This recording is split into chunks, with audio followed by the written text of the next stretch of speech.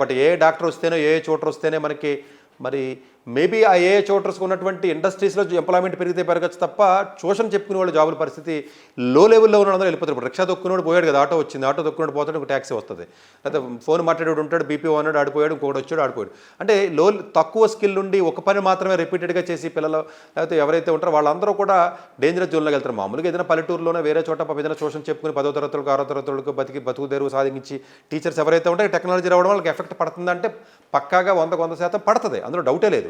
Maybe దానివల్ల ఇదే ఏ స్టార్టప్స్లో ఈ ఏ ట్యూటర్స్ లేకపోతే ఏ డాక్టర్ సంబంధించినటువంటి టెక్నాలజీ రిలేటెడ్ అనేటువంటి వేకెన్సీస్ పెరుగుతాయి అంటే పెరుగుతాయి. అంటే పెరిగిదేమో డిఫరెంట్ టైప్ ఆఫ్ ఈ ప్లేస్లో, పోయిదేమో డిఫరెంట్ టైప్ ఆఫ్ ఏరియాస్లో పోతుంది. మేబీ కొంతమందికి ఎఫెక్ట్ పడుతుంది, కొంతమందికి బెనిఫిట్ అవుతుంది అంటే బెనిఫిట్ అవుతుంది.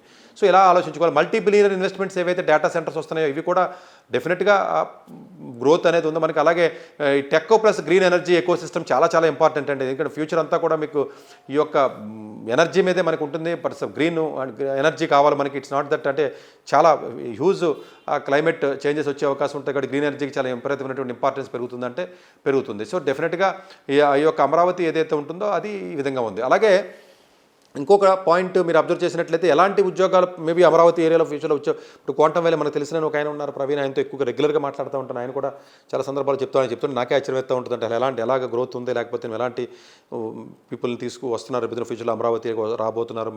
మేబీ అఫ్ కోర్స్ అంటే నేనేమి ఓవర్ నైట్లో ఇది బేబీ స్టేజ్లోనే ఉంది, ఇదంతా ఓవర్ నైట్లో అయిపోద్దని చెప్పి హైప్ చేసి పొలిటీషియన్స్ లాగా హైప్ చేయడానికి ఏమి ఉండదని అంత రియాలిటీకి వచ్చేటప్పటికి అంత నెంబర్స్ విపరీతంగా వేలలోనే లక్షల్లోనే క్రియేట్ అయిపోయి జాబులు కంపెనీస్ వచ్చి స్టార్టప్లు వచ్చేసి ఇన్వెస్ట్మెంట్స్ వచ్చేస్తాయంటే కాదు. కానీ 1 by 1 ఇనిషియేట్ చేశారు కొత్త రాష్ట్రం. డెఫినెట్గా ఇంకా మరింత ముందుకు వెళ్ళాలని మనం మనస్ఫూర్తిగా కోరుకోవాలి. మేబీ వీళ్ళ లింక్డ్ఇన్ రిపోర్ట్లో వీళ్ళ చెప్పింది ఏంటంటే ఏ నేర్చుకుంటేనే ఏ తెలిస్తేనే మీకు ఉపయోగం ఉందంటే లేదని చాలా క్లియర్గానే చెప్తున్నారు.